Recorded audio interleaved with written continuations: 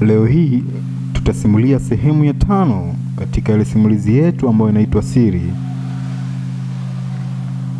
Barua haikuwa ya kuaga.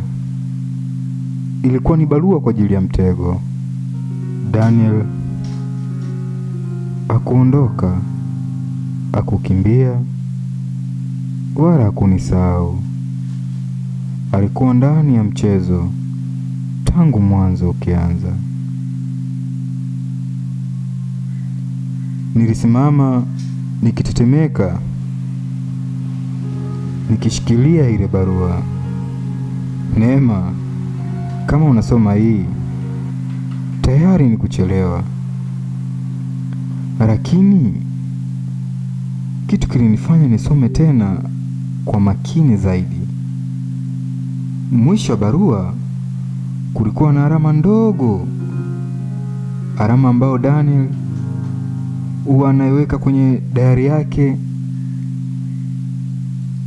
chini ya mstari mdogo kabisa. Hii haikuwa handwriting yake ya kawaida, ilikuwa imeigiziwa. Moyo wangu ukaanza kugonga kwa nguvu. Nilichukua simu yangu nikamtafuta Kelvin. Ulishawahi kuona handwriting ya Daniel? Nilimuuliza ghafla tu.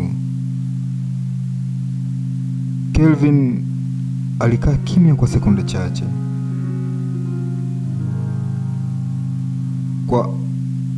Kwa nini unauliza hivyo? Sauti yake ilikuwa ya kutetemeka kidogo. Hapo ndipo nilipojua kuna kitu Kelvin anajua ambacho mimi sijui.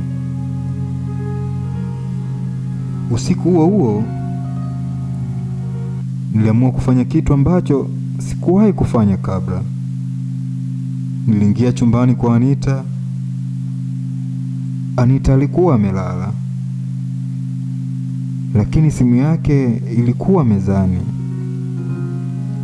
ikiwa imewashwa. Mikono yangu ilitetemeka nilipoinua. Niliingiza tarehe ya kuzaliwa dada yake na simu ikafunguka. Nilichokiona kilifanya nipoteze pumzi. Kulikuwa na chatting group inayoitwa Mikono ya Haki.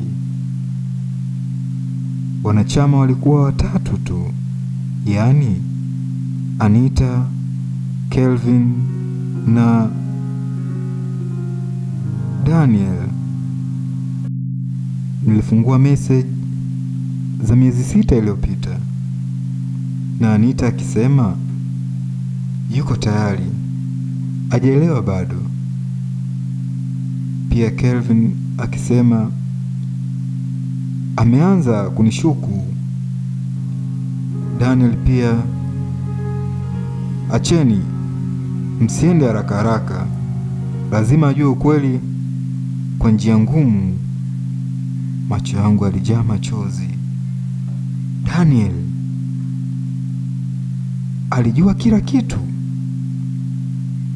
Hakudanganywa, hakutapeliwa. Alikuwa ni moja sehemu ya mpango. Lakini ni kwa nini? Kwa nini mume wangu ashirikiane na watu wanaonichukia? Nilipokuwa nikisoma message za mwisho, mlango wa chumba ulifunguka taratibu kabisa, na sauti ya Anita ikitokeza nyuma yangu. Ulipaswa usome message za mwisho. Nikageuka pole pole. Alikuwa amesimama pale, macho yake yalikuwa hayana hata huruma tena. Nikaitazama ile simu tena Meseji ya mwisho kutoka kwa Daniel ilikuwa ni dakika 5 zilizopita. Yuko chumbani kwako sasa. Nilihisi damu yangu inapanda kichwani. Anita akatabasamu kwa mara ya kwanza bila kujificha. Karibu kwenye ukweli, Neema. Je, Daniel ni msaliti kweli au ana sababu ambayo Neema haijui? Je, huu ni mpango wa kisasi au kuna ukweli mkubwa zaidi unaofichwa?